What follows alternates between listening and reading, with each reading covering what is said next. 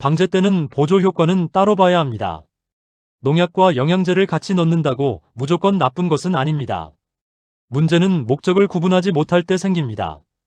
방제가 목적인 날인지 영양 효과를 보려는 날인지 이 기준이 없으면 방제통은 복잡해지고 효과는 흐려지고 약해 위험은 커집니다. 오늘은 농약과 영양제를 같이 넣을 때 무엇을 넣을지보다 무엇을 빼야 안전한지부터 정리해 보겠습니다.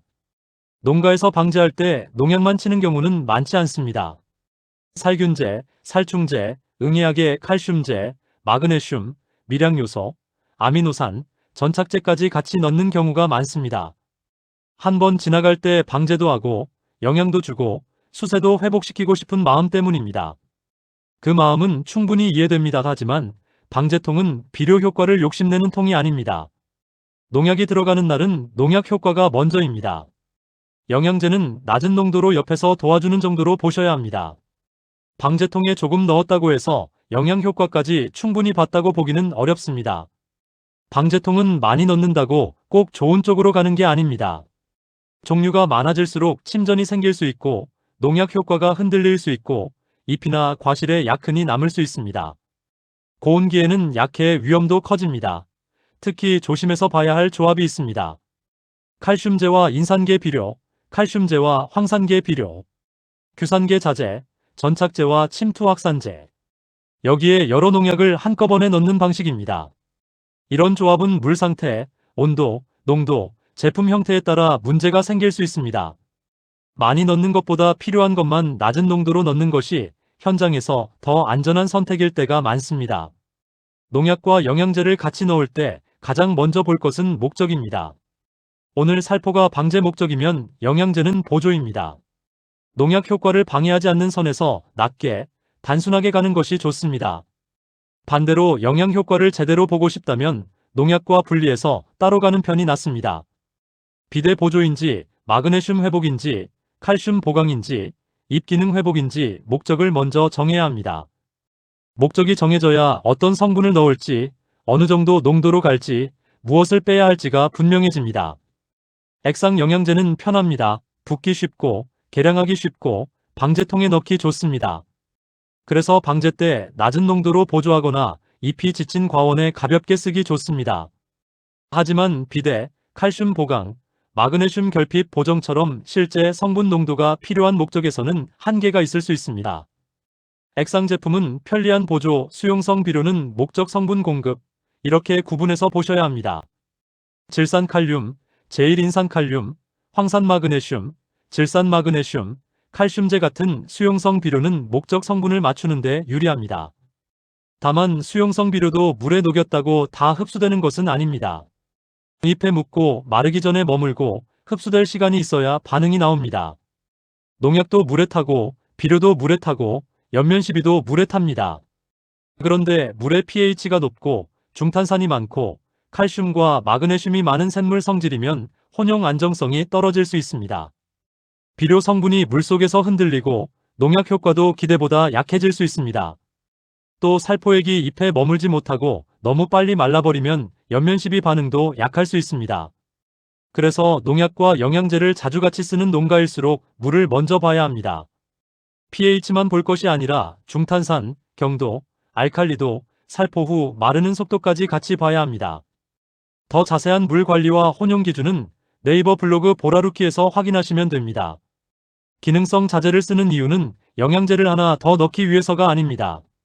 물을 먼저 안정시키고 중탄산 부담을 줄이고 함께 들어가는 수용성 비료와 영양 성분이 물속과 잎 표면에서 더 안정적으로 작동하도록 조건을 잡아주기 위해서입니다. 비대 목적이면 칼륨 성분이 들어가야 합니다. 마그네슘 회복 목적이면 마그네슘 성분이 들어가야 합니다. 칼슘 보강 목적이면 칼슘제가 들어가야 합니다. 기능성 자재가 그 성분을 대신하는 것은 아닙니다. 목적 성분이 제대로 작동하도록 물을 잡고 연면 조건을 보완해주는 역할로 보시면 됩니다. 이런 기능성 자재는 단독으로도 사용할 수 있습니다. 하지만 농가가 원하는 목적이 분명하다면 목적에 맞는 수용성 비료와 함께 쓰는 편이 더 효율적입니다. 비대 목적이면 질산칼륨이나 제일인산칼륨, 마그네슘 회복 목적이면 황산마그네슘이나 질산마그네슘, 칼슘 보강 목적이면 목적에 맞는 칼슘제, 잎 기능 회복 목적이면 요소, 마그네슘, 미량 요소를 과원 상태에 맞춰 선택합니다. 중요한 건 목적 성분이 들어가야 한다는 것입니다. 기능성 자재는 그 성분이 물속에서 안정되고 잎 표면에서 더 잘 작동하도록 돕는 쪽입니다. 중탄산이 많은 물에 기능성 자재를 넣으면 작은 기포가 올라오는 경우가 있습니다. 유기산 성분이 물속 중탄산과 반응하면서 이산화탄소가 빠져나오는 현상으로 볼 수 있습니다. pH 숫자가 바로 크게 내려가지 않아도 작용이 없는 것은 아닙니다. 중탄산이 많은 물에서는 먼저 중탄산 부담을 줄이는 반응이 일어날 수 있습니다. 다만 기포가 꼭 보여야 효과가 있다는 뜻은 아닙니다. 정확하게 보려면 투입 전과 후의 pH를 확인하고 가능하면 중탄산이나 알칼리도까지 확인하는 것이 좋습니다. 방제가 목적인 날은 단순하게 가는 것이 좋습니다. 물 먼저 받고 기능성 자재를 먼저 넣어 충분히 섞고 그 다음 농약을 순서대로 넣습니다. 영양제를 같이 넣더라도 낮은 농도로 보조만 한다고 보시면 됩니다. 애매한 조합이면 영양제를 빼고 방제를 먼저 하는 것이 안전합니다. 반대로 영양 효과가 목적인 날은 농약을 빼고 따로 가는 편이 낫습니다. 이때는 목적 성분을 효과 농도로 넣어야 합니다. 다만 고온, 강한 햇빛, 건조한 바람, 어린 잎, 약한 과온에서는 옆면 시비도 부담이 될 수 있습니다. 효과를 보려면 농도를 맞춰야 하지만 그보다 먼저 살포 조건을 봐야 합니다. 오늘 내용은 이것만 기억하시면 됩니다.